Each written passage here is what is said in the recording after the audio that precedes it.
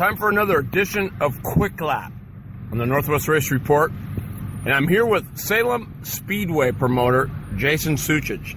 Jason, tell me, this weekend, the two-day show for Slideway Saturday, Slideway Sunday, and the first annual Fart Kart 100, you got to be pretty pleased with the turnout. Absolutely, 100%. Turnout looked good, crowds were good, and drivers were good.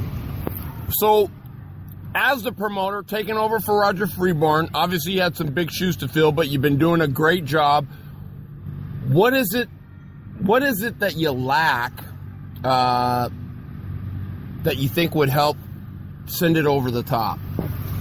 Like I told everybody, it's knowledge and experience on my behalf.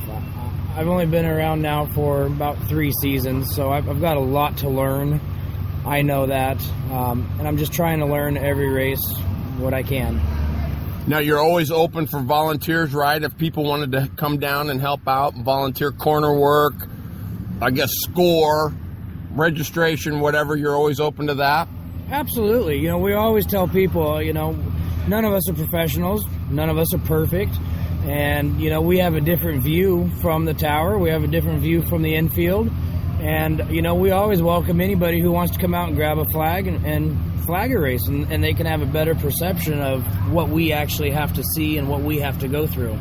So roughly 130 entries over 2 days, right? Is that, we had 53 today and over 60 on Saturday?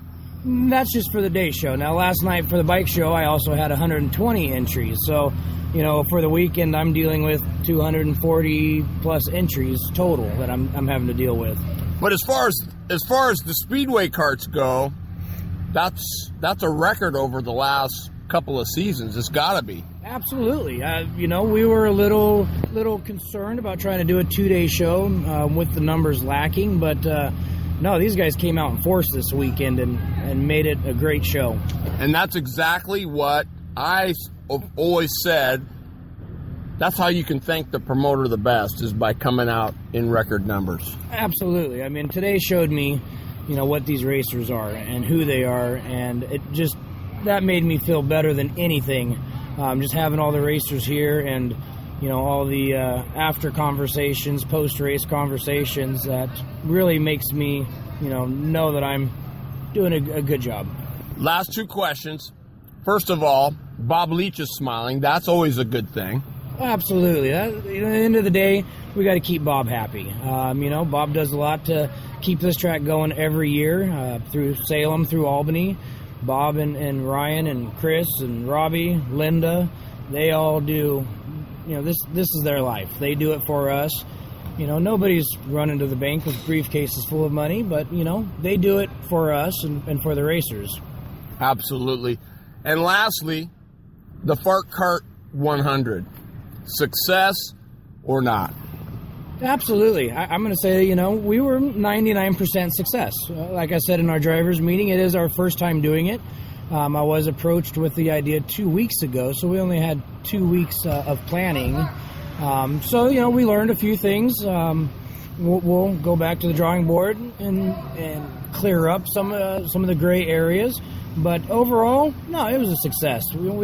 On the track, we did our 50-lap switch. That went great. We had a little bit of bumping, a little bit of grinding out there, but, the drivers took care of it themselves. We didn't have to give out many black warnings today. At the end of the day, when they all came off the track, they all loved it. They had a great time. So is it safe to say that there'll be a second annual Fart Kart 100? Absolutely. Good deal. Jason Suchich, thanks for being a part of the Quick Lap, and great job for everything you do. All right, thank you, and we thank you guys for coming out. Thank you, Terry, for everything you do. I know the racers who couldn't make it down here today or yesterday, I know they enjoyed being at home listening to everything, so it's great having you here as well. Thanks a lot. Jason Suchich, everybody. Another edition of Quick Lap here in the Northwest Race Report. Oh, what is going on, racers? Welcome to another edition of the Northwest Race Report. I am your horsepower and performance broadcaster, Terry Bridges, and sitting alongside me in the house is one of the best crew chiefs in the business. His name is Mr. Glenn Lippy Tower. How you doing, Glenny? It is a Wednesday. Yes, it is. Little bit of thrashing going on, but that you wouldn't be racing if it wasn't for that, right? No, half the time it's last minute, so that's us. Yeah, absolutely. So our Blue Line graphics in the seat guest tonight is going to be none other than you. That's correct. The listener. I kind of got torched on a guest, so I did it myself. So I'm just going to open up the phone lines. Remember, we only have one line. And so at 7 o'clock, you guys can maybe call in. So we'll take one at a time. If the line's busy, obviously it's going to ring through. I'll just get a voicemail. But if you want to make a comment or chit-chat with Lippy, you got something there, or you got something for CKA or what have you. Add to the show. Yeah, absolutely. But boy, busy week so far, kind of crazy. How about you? It's been a interesting week. It has, to say the least. You know, I'm working on some stuff for the Holiday Classic. I'm doing the pictures for Joe Torres. So, Joe, if you're listening, I've still got a couple more that I got to get out there. But Joe Ransom, P1 tonight, nice. Baby. Can you believe that? He's been looking for that one. He got it. Sucic was second. And Rusty Rossmeyer third. Fourth is Watkins. Sean Carr is fifth. So, congratulations, Joe Ransom. You are P1. I want to kick in on the Sucic deal. That was a great interview by him. He put on a good show this weekend. I gotta put an extra shout out to that guy. You know, I stayed and watched the motorcycle show on Saturday night, and that guy never stopped. He was out there all night long after the karts. You know, he put up with us all morning long, and then he was out there all night long. And you know, that guy is at the starting line each time a bunch of bikes go off that line. And if one of those guys kills it, that guy's the one that pushes them off, rather than waiting for him to start it. You know, he's there pushing their bikes to get them going again. He's not a stand around kind of guy, and I really respect that, and my hat's off to Sucic. He does a great job down there. I had to get an extra shout out to him. Yeah, absolutely. You know, and you know, he says on here, yeah, Terry tricked me into doing an interview, you know, but he is a humble guy, and like he said, you know, I'm learning. I'm not saying I'm perfect. I'm just here doing it because, you know, the position needed to be filled. And it's one of them deals I think we all have to kind of sit back and say, man, would I really be doing that much of a better job, or do I really know what all goes on? I mean, he's putting out a lot of fires all day, right? From getting things going, the printer doesn't work, or, you know, somebody's short on change, or, you know, where do I park, or, you know what I'm saying? I mean, are you ready for the driver's meeting? You know, where are the flags? Can you unlock the announcer's booth? I mean, you know, come on. I mean, there's a lot of little stuff going on that and as he alluded, that we just kind of don't think about. Yeah, and as he alluded in that interview, you know, it's not just the karts. He has a bike show in the afternoon, and he puts in just as much for that show as he does for ours. So, great job. And also remember, he made a pretty good statement that I think, you know, holds some weight. And he says, you know, it isn't like anybody's running to the bank with suitcases full of money. No. Right? So, I mean, yeah, hats off to Jason Sucic. I mean, for a 2-day show, for just kind of throwing it together, right? Calling you kind of last minute. I mean, I thought it was awesome. I mean, yeah, it was. Numbers are great. Track was in great shape, and so yeah, it was super, super cool. Brian Rushing in the house. That's so awesome. Joe Scott, it's Keeney. I've been saying Kenny. Oh, yeah, me too. Keeney. Mm-hmm. Oh, thank you for that. So, yeah. So that's Scott, thank you very much. I'm going to say that he put up $50 for the Yamaha KT Heavy class for the winter. And so this is so cool. I got to share. But, you know, it just shows us that we're on the right track. So he's getting ready to take off, right? And I'm saying, well, are you going to be here tomorrow, right? Oh, no, I got to load up. I got stuff to do. I got, you know. So, but he hands me a $50 bill. Wow. It says, here, use this for the show. we love the show. We like the show. Yeah.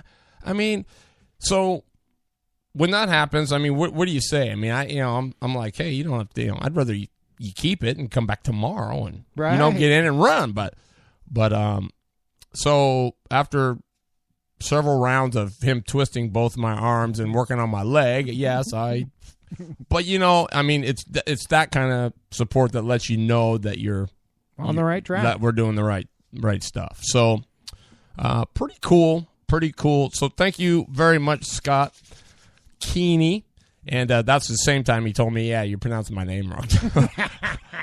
So, but boy, we couldn't do it without our great sponsors, Scotts Sealcoat, Wicked Fabrication, Blue Line Graphics, of course. Oh, that's the other thing. Super cool, you guys. I saw I'll get it up on my website. But hot off the press, got some fly new Northwest Race Report stickers. Really? I mean, and they are trick.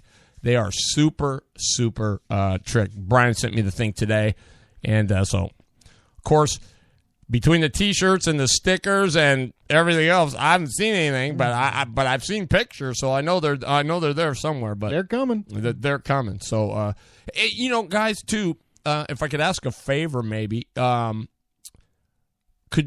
I don't know if anybody's listening to the show through my website, but I kind of had some issues with it since they updated it to that 4.4.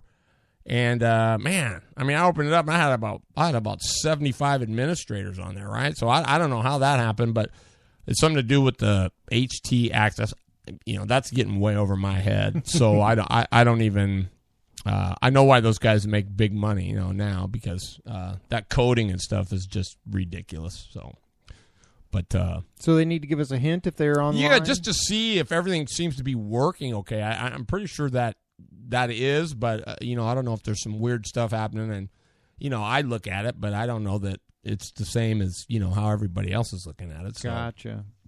So that's kind of that deal. My phone at home, so I'm no help. Oh, no, it's cool. Winner's Circle Wednesday, right here, the Northwest Race Report, and we always try to bring that to you each and every week. And this weekend, obviously, this was kind of weird. Normally, I go down and say, yeah, I'm down at Salem. Yo, did you go, Lippy? No, I didn't. Lippy, you were here this weekend. I was. Rusty and I showed up on Friday and brought Tony with us, and we stayed the whole weekend. They made a mess of that place we did.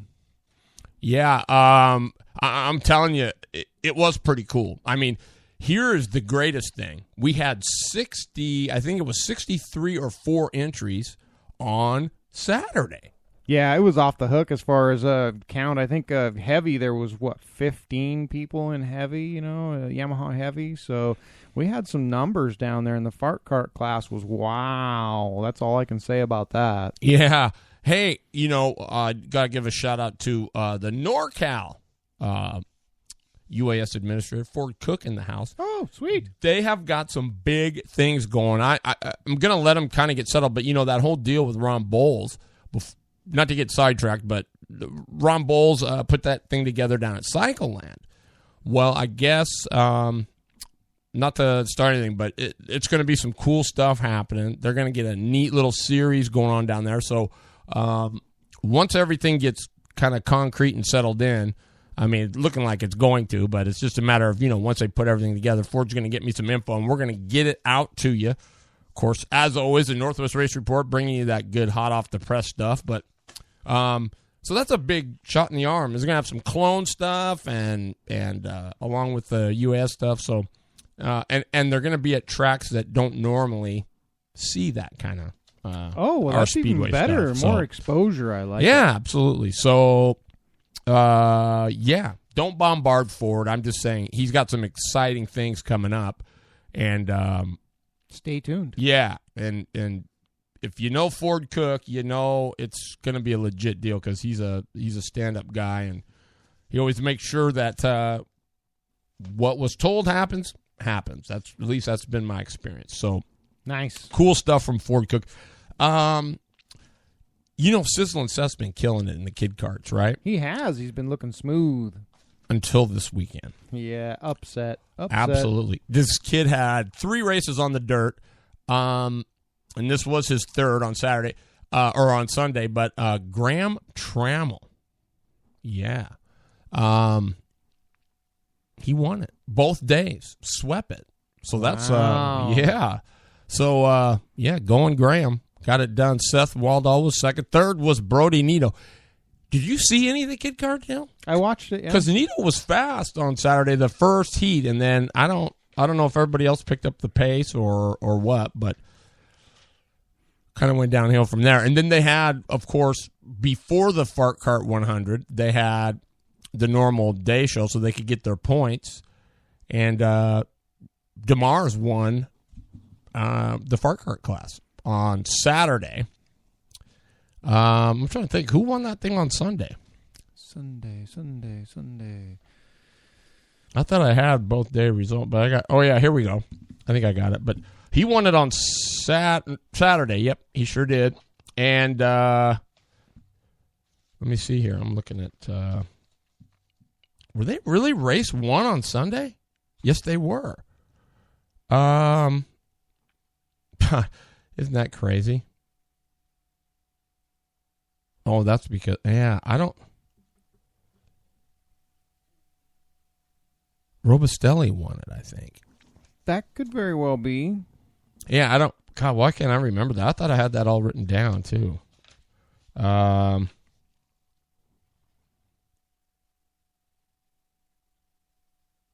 Yeah, because looks like DeMars won it on Saturday. He won it big, too. So he looked good all weekend. Yeah, Justin Beard was 2nd. Looks like let's see here. No, is that right? Yes, these are right. Beard was 2nd. 3rd was Michael Reed. 4th was Chuck Waldall. Ryan Culley was 5th. UAS Opens on Saturday. That was big. There was some smoking stuff going on there. Tim and Terry Lawrence from Boise were there. Tim had his big GX 390. Terry had his former smoking Stephen Chase 250. That thing was fast. Did you think? Oh yeah, definitely fast. I think Cauley was there too. Josh Cauley. All 3 of those guys that came over were just really fast. They set the place on fire there. They did. Yeah, that's right. Cauley was there in his Blue Line Graphics machine, but Lawrence was fast. I mean, Terry got by Tim in the main right there at the end, but I don't know. I think Tim was quicker before the tires didn't stay on it. But yeah, the tires did definitely go away, but he was out there and he was fast. There's no doubt about that. He definitely was fast. Kevin Bridges, Team 5-0, man, getting it done. Passanetti got some stuff figured out. Yeah, he was looking good too. Yeah, better. I mean, I'm sure not where he wants, but it's improving. Better. And Renee Angel's out there in her little KT 100. She actually, I think she won a heat race. She did win a heat race with that, yep. So it just goes to show you, the motor that saved karting is, still, it's like I always tell everybody, can you hold your foot wide open around the racetrack? No? Well, then you don't need any more motor, right? And that's perfect proof right there. But, that was there was 15 in the Fart Kart, so that was pretty awesome. Yeah, actually. Fart Kart and Heavy were big. Yep, and there was 9. There was 9 in the UAS because Stackman was there. He in his 360 Motorsports Jawa. He got some stuff figured out. Shane Smith was in the house. He was there on Sunday, and he looked pretty good. He did look good on Sunday, definitely. Yeah, no doubt about it. Jesse Heberlein was there too. Oh yeah, we can't look over him either. He did well. He did. I mean, he struggled a little bit first time there, but nonetheless, that was pretty cool. Hatch wins 206. Nothing new there. I don't think. That's a good class though. They battle it out in there. Yeah. Yep. They did. There's 6. So if anybody's got a 206 wants to come run, by all means show up because they're looking for him. But Brian Green was 2nd, and he found some stuff. He was actually pretty fast. So that was cool. And then it was good to see Garth Malky there. And Chris Hager's old legend. Exactly. Yeah. So it was good to see Garth. He's a good guy. He put up all the dough for that Nitro Radish World Formula Series on the pavement. And then Renee Angel on Saturday, 1 light. Corey Markham second. Justin Stackman. Well, you hear what happened to me, right? I didn't know that was Joe. Yeah, you didn't know it was Justin. No, I didn't know it was Joe because they said, it was we ran on Sunday. Joe was rolling, so it was like, they don't tell me. I'm the last to know anything. Let's see here. Robustelli did win the Fart Kart. Let's see. Yeah, Robustelli did that. And then, I guess we get on to the Fart Kart 100. What did you think of how they ran it and everything? I didn't have a problem with that. I thought it was a good structure for the class. I thought that it was well run, and really the race itself went off pretty well. There was no more or less yellow flags than any other race. And for the most part, there wasn't too many that dropped out either. I mean, we were one of them that dropped out, but there's just a throttle linkage for us was the only problem that happened to us. Yeah, it was. And, by the way, for those that didn't know, Sunday was actually a throwaway race. So, I mean, does it matter? Everybody likes to hear what they did, but no points because it was an added on. Yes, minute. Absolutely. And but we really appreciate that. By the way, we travel quite a ways to get there, and it really makes it nice when we can get off 2 races in one weekend. That's the best way to go for us. It was cool. It really was cool. And like I said, if the turnout's going to be like that, maybe they all need to be 2-day, right? But yeah, we're pushing for that. Absolutely. But so Robustelli and DeMars were, the first 50 laps, Robustelli had lapped all the way up. Well, Smith was about 20 yards from going a lap down. So there was only 8 cars on the lead lap at lap 50. He had lapped all the way to there. DeMars took it. He went to the back twice. And still came up there and just mowed it. So Robustelli, DeMars, they win the $500. And then I guess afterwards there was a little bit of a mess, right? Because, you came in late. You saw that car was good through the middle. It was just a rocket ship. Well, evidently that was the motor that was doing that. Oh, yeah. It wasn't the go-kart. It was the motor. So here we've got, the Fart Kart 100, which is supposed to be fun, right? And, yes, they do have a claimer rule, but still, I don't know. I guess my deal is, it's the Fart Kart deal, right? I mean, I don't know. So anyway, they claimed his motor. They said it was illegal. They said he had a jet that wasn't right. Come to find out, Darren Markham pulled a new one out of the box. Jet was exactly the same as the one in there. So, so hopefully they got the faster one. I don't know. But to me, it just seems there's a time and a place to claim it. But I don't think the Fart Kart is. If anybody shows up to that class and is wants to cheat, then I don't know. You know what I mean? Yeah, it's a tough deal, and there were some karts out there that appeared to be a lot faster. But I think we were calling it during the race, and DeMars, you just watched him go in and out of the corner, and he wasn't even working the wheel. He was more like long for the ride, where other people were really throwing it in there and dragging it out, and all that stuff costs you. Setup and stuff costs you. But the class is good. The class is fun, but it is getting an infusion from, we'll say, the upper classes, people that are more skilled, and that's not what it was really put together for. Although, when you add in, not the series, but the Fart Kart races like this, and the multiple drivers, you're going to get this kind of stuff. So, they're going to need to work out some of the stuff, which they already are working on that. And I don't want to poo-poo the class at all. I think it's a fabulous class and a tremendous class. And to add in these kind of races towards the end of the day, really bring in the people. It's what makes it fun. And, sometimes we are going to get some stuff claimed, but, it's only going to take a couple times of that to figure out that it wasn't the motor that did it. It was the driver and the setup that really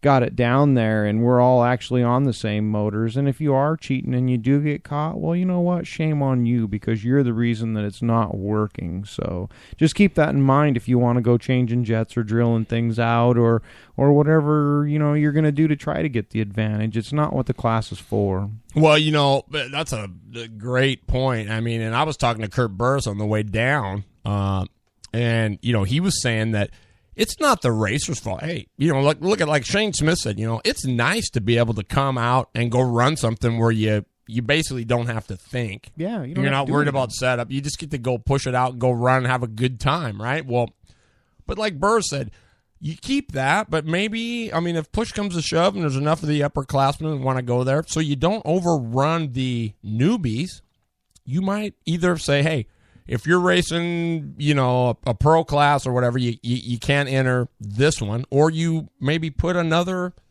Fart Kart class in for the bigger guys, right? So that you do allow the people who are just beginning or that aren't as seasoned their deal, so it doesn't get into a big mess. Yeah, these are definitely great points and something that needs to be worked out on the class to see how it goes, because that's not what it was for. It was, they call it the Fart Kart class, and we figured out why they called it the Fart Kart class, and maybe we do need to change that to a Predator class instead of just the Fart Kart and make it a little bit more general. And then, if everybody from the other classes want to come, then we should have a pro and we should have a beginner, and, put in a couple years. You can only be a beginner for a couple years, and after that you're a pro. So right. And Kevin Bridges just hit it on the head. He says, as soon as you add money, right? Yeah, it's just like, and you could tell. The last 30 laps or whatever, you could just tell there was money coming.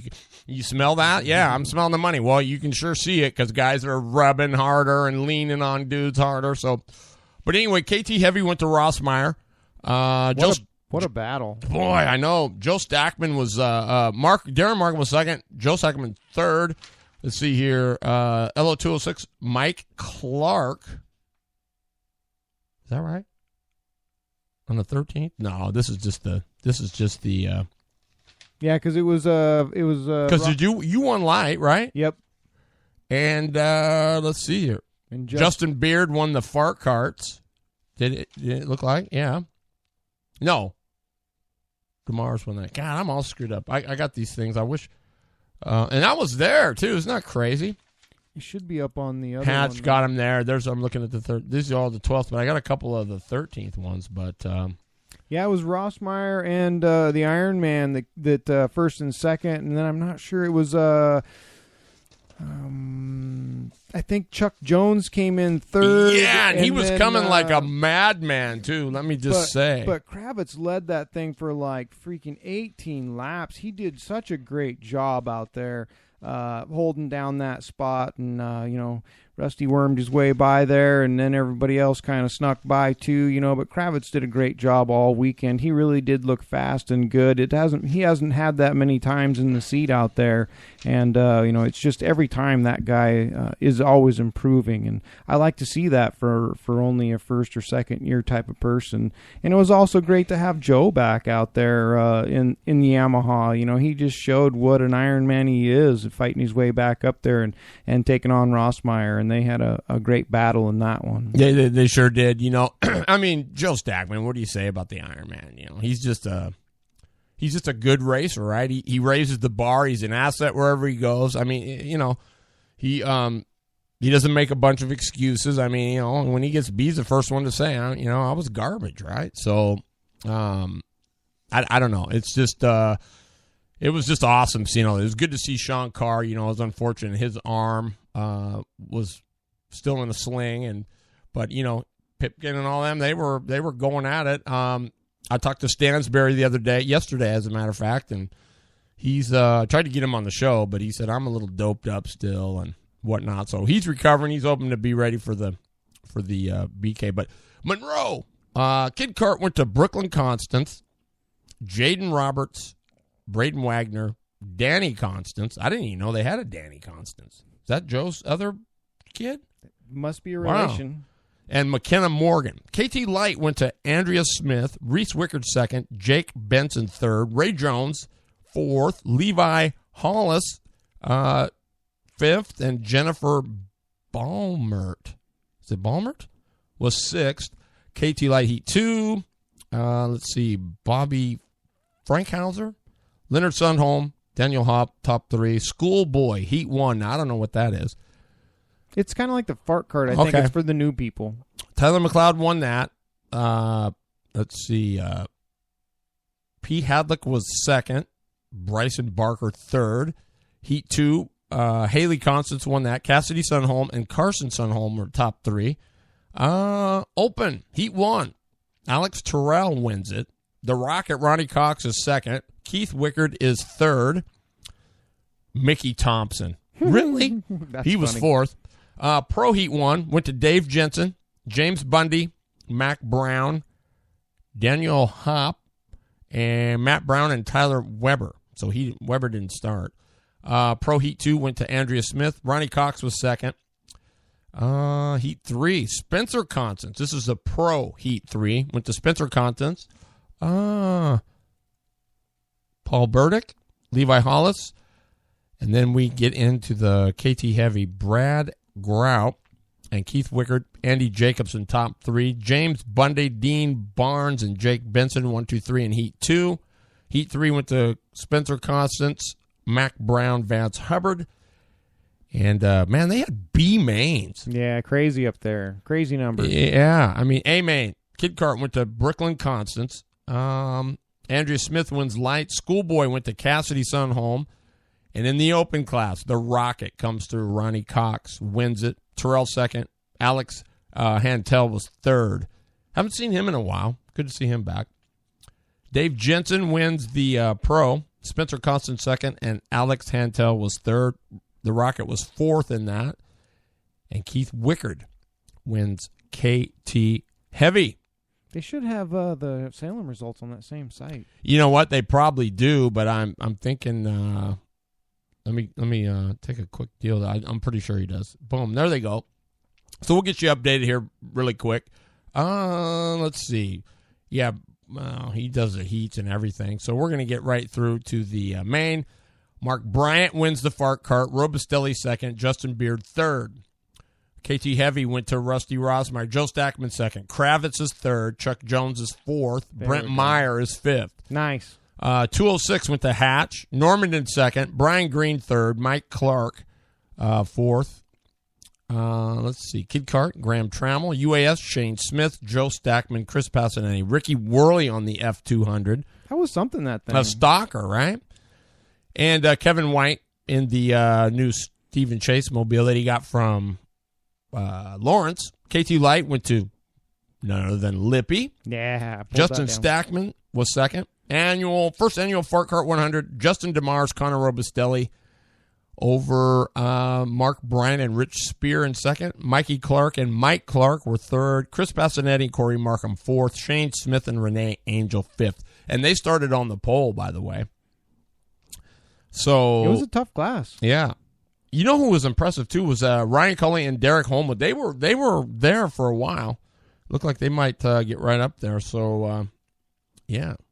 And I see you stepped down so that weren't you going to drive? Oh yeah, that was pretty cool. Yeah, Rusty lost his ride when Nick's cart wouldn't run right, so Nick went home on Saturday and didn't stay for the Sunday show. So yeah, I let Rusty in the seat. It was way better because they made weight. I would have had to put a weight vest on to run in that class, so it worked better that way to have Rusty in there and not me. So that was good. I had a chance to load the trailer while they were finishing up. Yeah. Hey, the line's open, so if you guys want to call in, it's 503-851-3907. If you got a question for Lippy or myself or just want to chit-chat. Remember, we only got one line. We're not the high-dollar unit yet, but we're getting there. We're getting there. And so give us a shout if you want to BS on here and talk about whatever you want, you know. Sure. I'd like to put a shout-out to Matt Strebe for those results and putting all that stuff together. He's doing a great job with that, and I thank him very, very much. That saves us all the time. So keep up the good work. And, hey, if you're going to the BK, find him on Facebook, friend him, and let him know about it. Let him know what class you're going into, who do you got to offer for sponsors, what your cart number is, all that kind of stuff. So if we can get all this information in there and build it up, then we can pump you guys all up and let everybody know who's going to be there. And it really helps the show along quite a bit, not only here on the Northwest Race Report, but also down in Salem for those people that are going and coming. So get a hold of Matt Strebe and fill out the stuff and let him know you're going. Yeah, because it sounds like, let's see here. They were talking about some money here, so I don't know. 25 years ago, sitting in the living room hanging with Lippy, I would have never imagined watching him and my son go wheel to wheel, is what Joe Stackman says. Yeah, Joe and I go way, way back. So, yeah, that was so much fun with his son there. I was glad to have and good to have Justin back out there. It only took a couple of heat races before he came right back to life and started putting the whooping on me. I had my work cut out for me. He led most of the light class, and it wasn't until the last 5 laps that I was actually able to give him a run for it, and it was a good one. We were crisscross applesauce and back and forth, in a drag race to the finish. I had people high-fiving me in the pits after that one, telling me that was the best two-kart race they'd seen in forever. You know, our light class kind of fell apart on Sunday, but dang, Justin really made it worth being there. It was a great day. Well, you know, and people don't get it. It's hard to race like that with 2 guys, right? To put on a show where it's usually either one is out and gone, right? I mean, it's just you know, that's it was awesome. I mean, we were wide open and hard racing. Yeah, absolutely, and that's what it's all about, right? And then what was cool too was you guys on the parade laps giving Knuckles, you know. I think you bumped him there on the one, you know, and you were like, "Oops, sorry," you know. That's what it's all about, man. At the end of the day, that's really what it's all about, right? Oh there. yeah, for sure. You know, and it just goes to show you. I mean, there was some, you know, pushing and shoving going on out there, but Justin and I were able to get back and forth around each other. So was Stackman, you know, Joe and Rossmeyer. You know, they got around each other several times and not wiping anybody out. It's a lot of mutual respect out there, and I love to see that. You can't let a few bad apples ruin your show. So, well, you know, I'm here to tell you, there's a difference between good hard racing and hard dumb racing, right? Oh yeah. When you're obviously not as quick or as good, and you're, you know, plowing your way to the front. I mean, that's there is a huge difference, and but nonetheless, it was another great weekend. You know, I've got to get some results here for the Cade stuff, you know, because Wheeler wins back in Indy. Oh, big. So I mean, that's big news back there. Scott Warning says, are you West Coast guys still racing every weekend this time of year?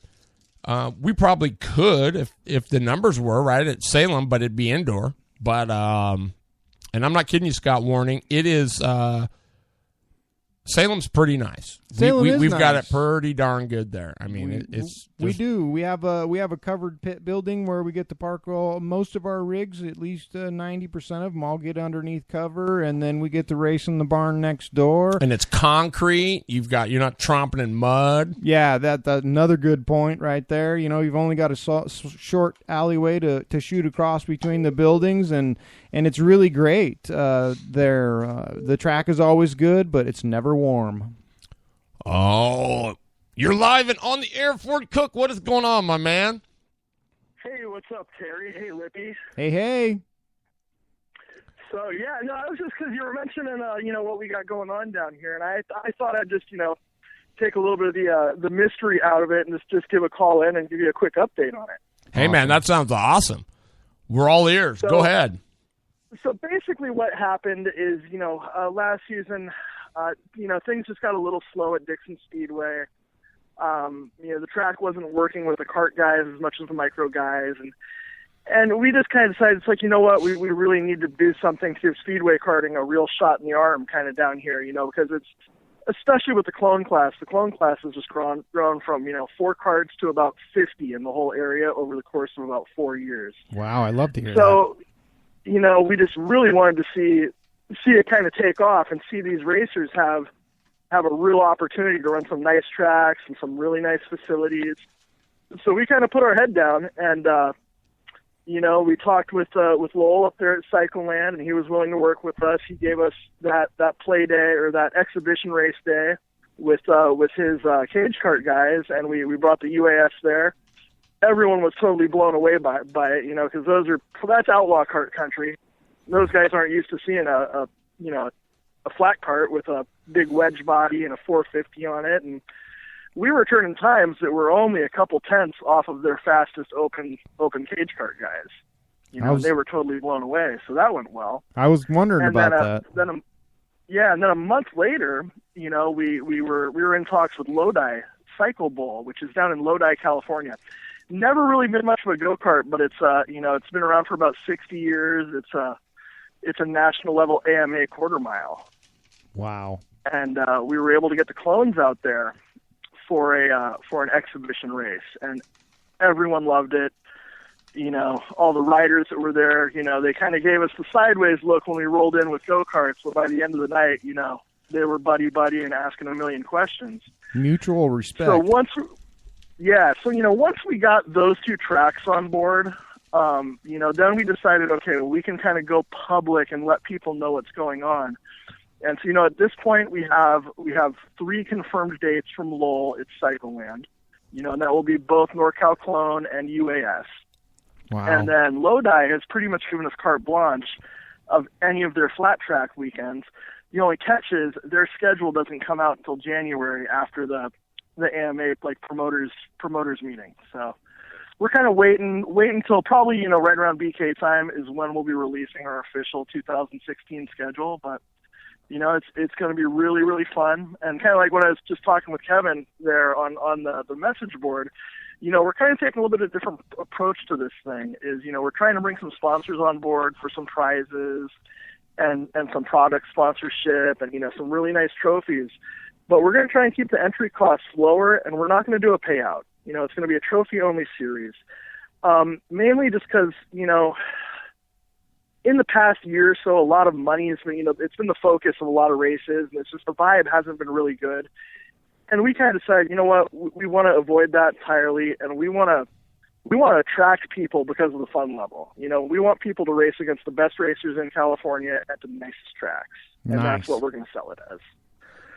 So yeah, that's kind of it. It's pretty much official, and a couple of our clone guys were really excited about, kind of BK and stuff. I'm like, hey, could we, last year there was AKRA up there, is there any chance we could get up in there? And so me and Andy Villajane, who's one of the guys we're working with on the NorCal Speedway series, we talked to Jason, and Jason was like, hey, if you can bring some karts, bring them up, we'll let you have a class. So there's going to be quite a few clone racers coming up for BK, so you'll get to see the clone class. It's going to be running with the Speedway series also. That's awesome. I mean, yeah. I wish, and I don't know, I mean, maybe you can shed some light on this, but I mean, I don't, the pavement is a big deal, right? You look at all the SCUSA and Rotax and all that stuff. Then I mean, now it's in trouble too, but I mean, I'm just saying, if we look at things by and large, that's a much bigger, grander thing. So, but I don't know why the Speedway isn't that way too. I think it's just a matter of getting some exposure. It is, Terry, and I think, like I was saying, what happened at Cycleland, where, they saw go-karts roll in, or flat karts, speedway karts, and, that's probably unarguably the class act outlaw kart track in the country. I mean, that's the birthplace of it. And, when they're like, oh, what are these guys doing here? And then again, as soon as we hit the track and they saw us laying down times that were, faster than their Sportsman 500s and almost, right there on the heels of the Open 500s, they all stopped and went to the fence and took notice. Well, yeah, and I don't see how you could look at one of them things and say that anyway. I mean, that's the part I don't get, and here, that's what I've been saying all along. I have nothing against the cage work guys. I like it. It's roundy round, but man, you guys are working numbers and doing some things with no wing, and some side. I mean, come on, man. This thing doesn't, bob and weave and rock and load and unload. I mean, it's that's what I mean. Yeah, it's an entirely different animal, and it'll be really good exposure, on both sides. It's going to bring something new to their eyes, and it's a new track for us, and hopefully just keep it really positive. And it's kind of one of those deals that I'm telling our racers, we're trying to grow what we're doing. We're the small fish in the big pond. These tracks have existed for years without us, so we have to bring our absolute A game to these tracks. We have to make, we have to be polite, personable, look good, and put on a great show in a timely fashion. So we're really trying to drive this series, Well, it's with professionalism. You're right, and Ford, but it's at the point now where I'm going to go out and just say it, is that you're 100% right about, they've always done. But you know what? Same is true for those guys. They've got to treat the racers pretty good. They've got to, quit judging the book by its cover and say, you know what, man, it's another entry. I think the biggest thing is, and like I've said this all along about the UAS, is that potentially is a time bomb for it could be one of the most awesome gold mine series ever for an upper echelon type of a class, because number one, they're gorgeous. Number two, they're innovative. Number three, most of the stuff, you can eat off of it, and it's got some imagination to it. So it's got all the things. But if you guys go down there, those clones, man, nothing looks cooler than those, those G-Man bodies on there with them all wrapped up and, put together like they're, like you care about it. And that's important. And with the clones too. I mean, that racing is. That's what I mean. That's it. It's exciting for the full 20 laps. It's not there's a race going on over here, there's a race going on over here. There's 5 guys usually, at our local clone races that, lap 18 out of 20, you still have no idea which of those 5 guys is going to cross first and park it. Exactly. Well, Kevin, go ahead. No, Kevin Bridges just chimed in and he says, UAS is exciting to watch for me. Imagine 20 to 30 solid carts all summer. Yeah. Oh, I know. That would be incredible. I mean, I know like, Chisholm and those guys down there in Mississippi, they're turning some numbers close to that. It's really impressive what he's done, with him and the rest of the Mississippi guys as far as marketing that and taking the marketing to the next level. And I don't mean that as selling it, but I mean that as just, updates and interesting stuff to read on social media and all that all the time. It keeps people's attention.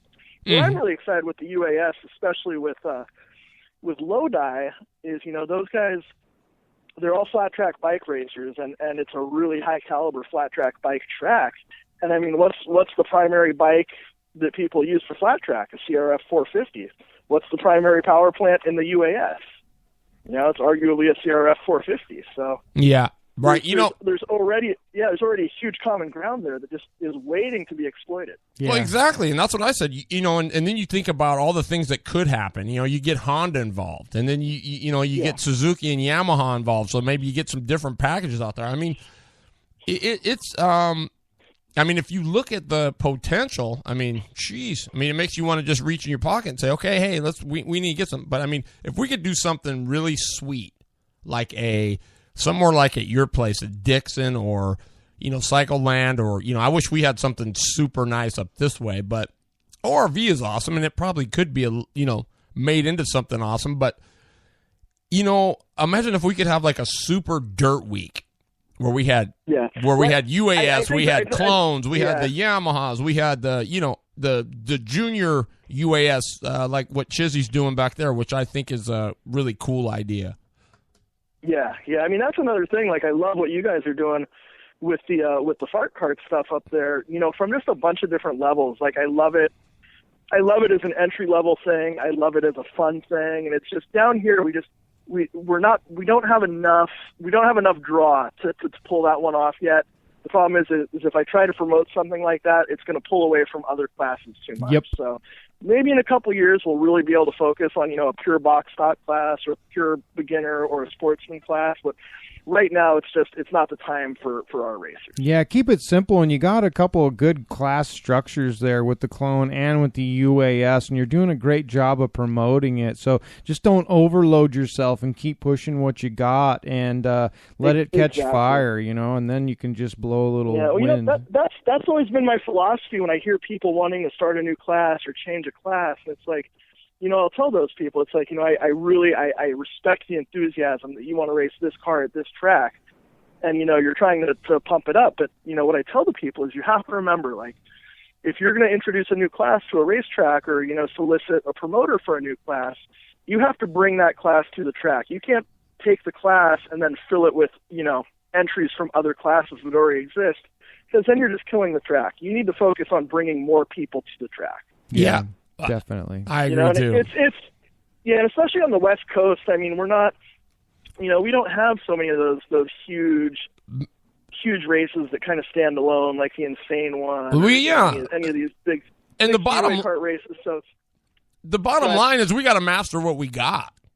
And we haven't done that. So until we can, get 20 or 30 guys, each and every week, boom, boom, like clockwork, and we've got a program that everybody's, for the most part, excited about.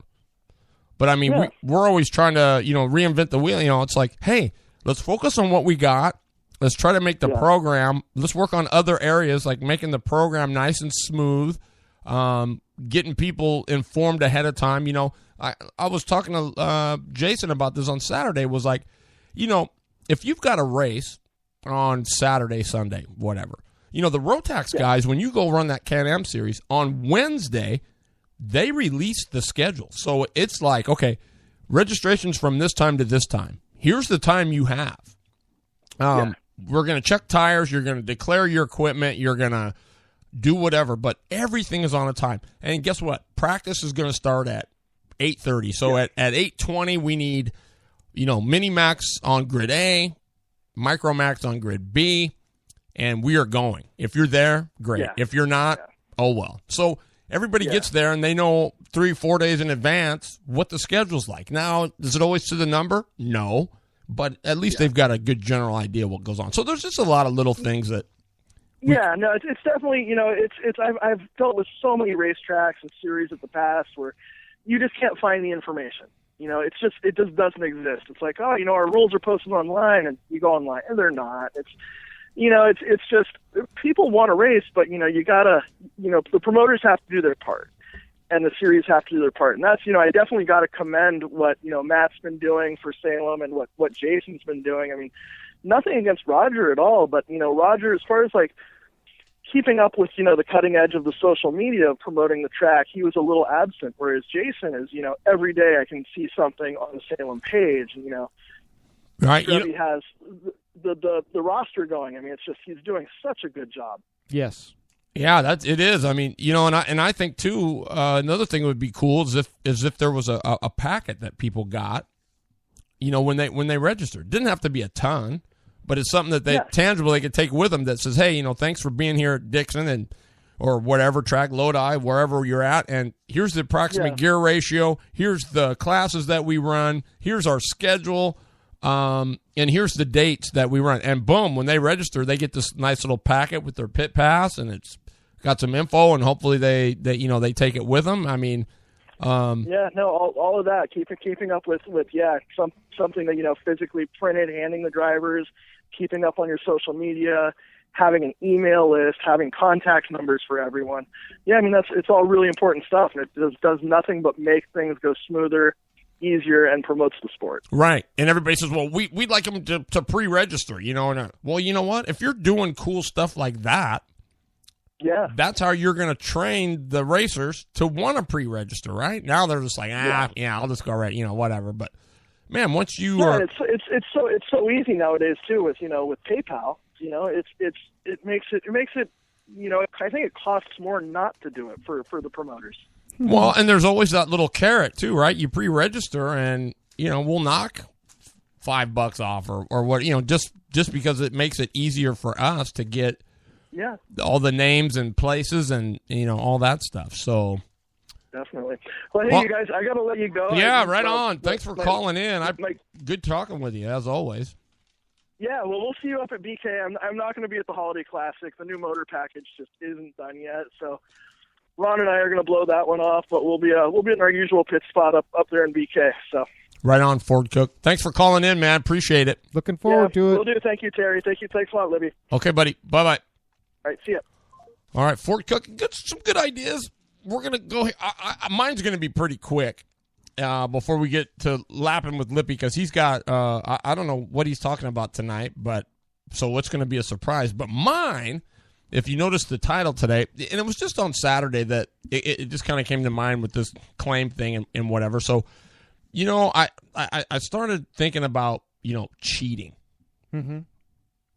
And really it's adultery to your commitment to the sport. So, and I'll explain here why. Because everybody remembers when they first got started. Yep. It had nothing to do with cheating. It was just purely cool. You were passionate about it. You loved it. I mean, yeah, the whole thing. We're not even going to talk about winning, because that is the whole object of the game. Yes, is to win. So that's out the door, right? So you're there because of that. But more importantly, there was something that drew you in there. And it wasn't, I mean, sure, you wanted to win, but you wanted to drive the thing. You enjoyed it. You liked working on it. It was, hopefully it was the challenge. The people, right? So when you start cheating, right, you're actually, well, you're cheating on your passion, for the sport, the commitment of what you said you were going to do in the first place, right? I mean, the will to win is fundamental. That's why in all competitive sports, that's what it is. But that's, like we said, that's the object of the game. But I mean, is that saying then if you have to cheat that, are you admitting that you can't hang, or that that you don't understand what you're working with? I mean, the goal should be to master what you've got there and then go, right? I mean, if you aren't winning, or you're not improving, or you're not gaining on it, let's just say, it's more than likely it's not the sport, and it's not the other competitors. I'm gonna probably say 95% is probably your effort not doing it. So if you can't win when you've got all the rules, and you can't do that, I mean, what makes anybody think they're smart enough to cheat either, right? I mean, I just don't know how that's working out. I mean, I guess it's lazy. It's just a lack of respect, right? Not only for yourself, but for the other guys. I mean, it's adultery, truly, to the sport. So, I'm just saying, master. So many guys say, "Oh, I'm going to move up. I'm going to, Well, yeah, okay, that's great, but you haven't mastered how to win where you're at yet. You're not winning consistently. You're not a consistent front runner. You're not, What makes you think you're going to be able to go up and there's just so many things that go hand in hand with this thing, and I don't know. It's just the easy way out, if you ask me, and I think just that deal with the claim stuff, you have to. That just totally was. They totally had the wrong outlook on what that was supposed to be about. Sure, there was $500 on there, right? But I think the mentality on that was they must be cheating because we're cheating, so we need to buy their motor so we can figure out how they're cheating, because they're obviously cheating better than we are, which is, it's the easy way out instead of, doing your homework and making everything fast and getting your skills, together and making that effort. Everybody just assumes because they're fast they are cheating, and it's not the case. Sure, it is sometimes and once in a while, but for the majority of us, we're not doing that. I personally can't win a trophy and set it on my fireplace mantle and look at it with pride when I know how I got it. So I just as soon not cheat. I want to be able to look at all my wins and all my team wins with pride, and not to look at it and think, oh yeah, that's the day that I did this or that. Well, here's a perfect example. Like, we take the politicians, right? And I'm sure most people are going to say, you know what pisses me off is the fact that they say one thing and they do something else, right? I mean, they don't follow the rules. They don't, they think they're a bum. So, you hear people complain about that all the time. So think about it. If you're mad about that, or you'll complain about that, but yet you think nothing of putting in a bigger jet or something, and then, what's the difference? Yeah, there is no difference. There isn't. So... And adultery is cheating. Yeah. I mean, now I will say that, the rules are there to keep things in check, and I get that. And technology is going to obviously, progress, but there are some things, like I said, I will admit that there's the letter of the law, and then there's the spirit and intent, right? So my thing is, it's one thing to have a cheater pipe, but if the rules say that it's supposed to be safety wired, and it's not, that's not cheating. There's you're right. You see what I'm saying? So but yet people will say, well, I want him DQ'd. Why? You didn't win. That wasn't the reason why they won. Yeah, non-performance issue. Absolutely. So there's so many things. I could go on and on and on and on. I guess the whole thing of it is you gotta draw the line to integrity somewhere, right? And I don't know. It's lazy. It's an admission of you can't hang. That's basically all you can say in a nutshell. So take an easy way out. Yeah. So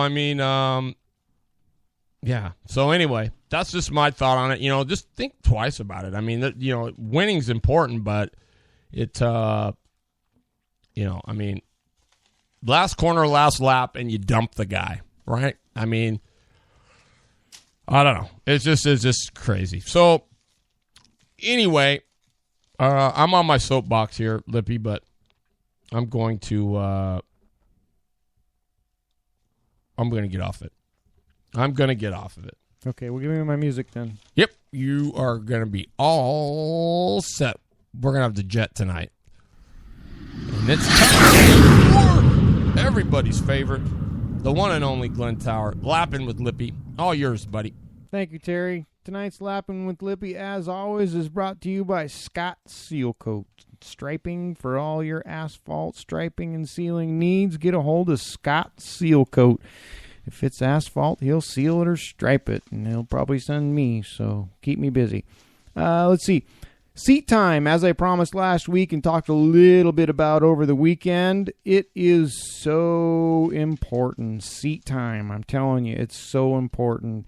It is, it's another thing to add to your toolbox, to your winning setup. It's one of the three most valuable parts of your whole package right there is seat time, right next to setup and maintenance. And I know everybody's going to say tires are in there too, but for me, I put them under setup because that's kind of the way I work.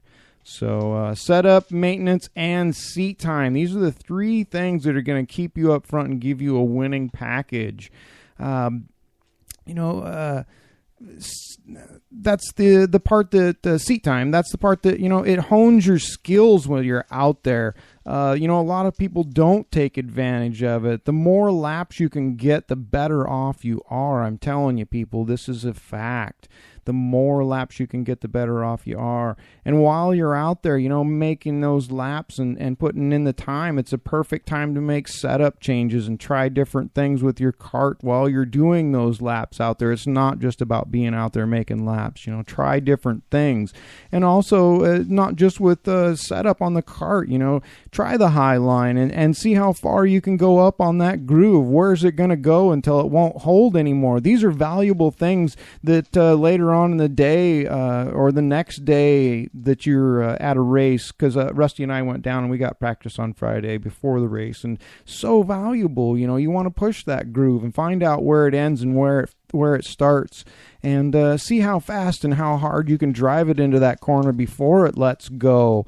These are all things that you should be doing out there. So often I see people that go out and make 2 or 3 laps and say, my cart's good. Well, that's fine. I'm glad your cart's good, but there's a lot of things that go along with that. Me, myself, that was my first time back in my cart after 4 weeks or 4 months of not being in it. So, to be down there the day before and make some laps was huge. And, again, while you're out there, don't just be making laps, trying stuff, high line, low line, how hard you can drive it into the corner, making changes with the chassis. It all gives you body memory as well. And this is something else I want to talk about, body memory. Think about this, people. When you're out there and you get into that seat and you get to make, endless laps, whether it be the day before, sometimes after our races, every time after our races, we have open track and you can go out and make as many laps as you want. And once you get in that cart and you get comfortable in it and your body starts to feel the G's and the pull of the corner and the off the corner, and it finds a happy place and your setup finds a happy place where your body is. I noticed a couple of people this past weekend that were in their seat and they're leaning way to the left, and that's not helping their setup. It looked very uncomfortable as well, and it isn't good to try and have to run that way. So when you're out there and you're making all these laps, your body gets used to its happy place, and you can stop thinking about holding your head up, holding your arms up, thinking about keeping your tension in your inner core. Your body quits thinking about all that stuff because you've made so many laps, it's used to it, and you start concentrating on what you're doing in the seat and your steering and where you are on the track. These are all more reasons why seat time is so much more important. And while you're out there on the track, start working on your consistency too. Try and pick something on the track or next to the track, a mark, and start your turn in at that spot and try and hit your exit spot, and pick those spots on the track and do that over and over and over again. Just to be out there making laps isn't good enough. You also need to be trying these different things, and especially with this consistency that I'm talking about, and hitting the same mark every time and paying attention to, whatever it is, whether it's a pole on the outside or a cone on the inside or a rock or whatever it is, and trying to hit that spot every single time creates your consistency, and pretty soon your brain doesn't think about it anymore. Then you can start to concentrate the next day when you're in traffic. You can pay more attention to that because your mind is subconsciously already looking for all those spots and all those turn-ins and get-outs that happen. So when you get these chances for these extra seat time, this is huge, people. You need to be out there. I couldn't believe it when we got there on Friday and only had 12 to 15 carts that actually came out for a practice session. This is crazy to me. We were there and set up ready to go when the track opened that night, and we practiced all the way up. We were the last group that was out on the track that night, and it paid dividends for us. Yeah, we missed the mark a little bit on Saturday, but we had it honed in by Sunday. And if we were just to come down for a one-day show and try and make a decent showing like that, we would be chasing our tail all day long. And these are the things that if you want to be up front, this is some of the things that you need to do. Hit all the practice days you can. Jason and those people down there do a great job of accommodating this kind of stuff. So, wherever you may be, try and find out when these days are. Get there, make the laps, try the tune-ups, get everything right. It helped us with our gear, too. We had to make huge gear changes, and it was a good thing because on race day, we get 1 practice and 2 heats. And too often I see people trying to still adjust going into the last heat, and you're not being fast and consistent that way. So, again, and just entering other classes also will really help out with that. Rusty and I run a couple different classes apiece. Rusty sometimes runs 4 different classes, and if you start adding this up over a 1-day show with the heats and the mains, Rusty's making 160 laps a weekend or a race day at our track that we race at during the summertime. And that's huge. People always say, well, why is he so fast? Why is he so fast? Well, think about it. He's got 160 laps per race day out there because he enters so many classes and he gets so much seat time. And after the races, you'll a lot of times find us out there honing our skills and driving it into the corner further and finding out where the groove is. And these are things that are going to keep you up front. So I'm sorry, I got on my soapbox myself. So anyways. No, it's you know what? I mean, a lot of people here, I'm just going to say, when pros have issues, right? Basketball players are in a shooting slump. Baseball players are hitting slump. What do? What is the first thing they usually do? Practice. Yeah, and they go back to the basics. So, it doesn't hurt anybody to hear this. I mean, anybody that's sitting there going, oh, yeah, I know. I've heard, it can never hurt. It just can't. So, who do we got here? I don't know who this is. Let's see. Hi, Northwest Race Report. You're on the air. Who's this? Hey, Terry, it's Scott Keeney. I just want to say thank you for the shout-out, and you and Lippy do a great job, and Jason and everybody else and all the other racers, you make me feel at home there, so just want to say special thanks. Oh, man, thank you. It's, you're calling the race, everybody says, oh, man, you know what? I'm only calling what I'm looking at. So, again, a lot of that is on you guys. I mean, you guys put on the show. It's, so as good as the show is, you guys make it great, and so do all the other racers out there too, like Brent Myers and the Markhams and all the other people I'm forgetting about, but they make the guy feel at home there and would help anybody, and Shane Smith and just everybody else. It's just amazing how great it is. Isn't it? It's pretty wonderful, and really at the end of the day, that's what we're after, right? It's hanging with people that we like, we care about. I mean, it's I appreciate the compliment. I appreciate you calling. I mean, we do the show for you guys, and it's great fun, but it's also great fun watching you too. So, all right. Well, you guys have a great evening. Thanks a lot, Scott. I appreciate the phone call. All right. Thank you, Scott. Okay. Bye-bye. Wow, what do you say?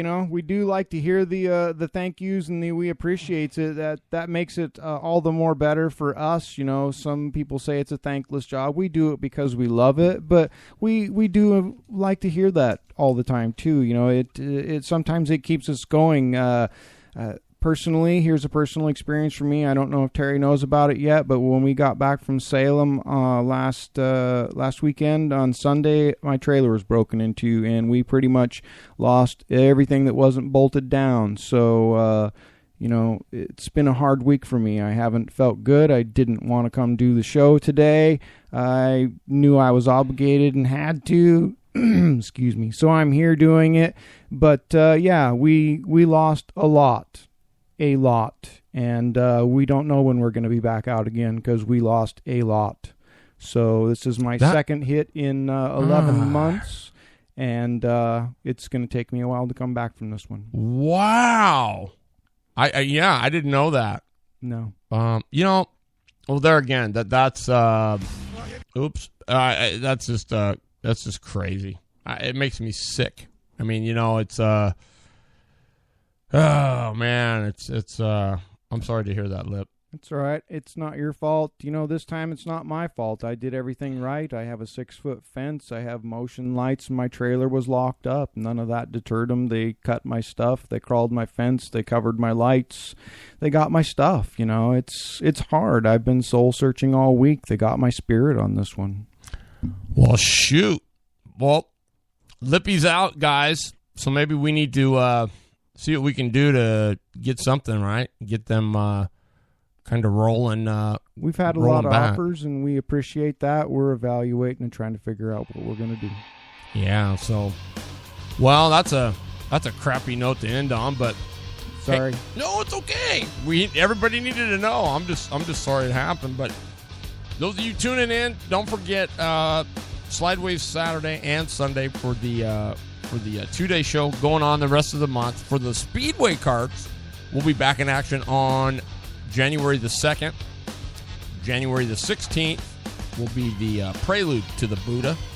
And then, of course, the 30th, 29th, and 30th will be at Salem on the 8th Annual Buddha Kinzer Memorial. And then 213 is the final event there. WHR Motorsports, Evergreen State Fairgrounds. They're going December 12th. December 19th, looks like they're going to be back January 16th.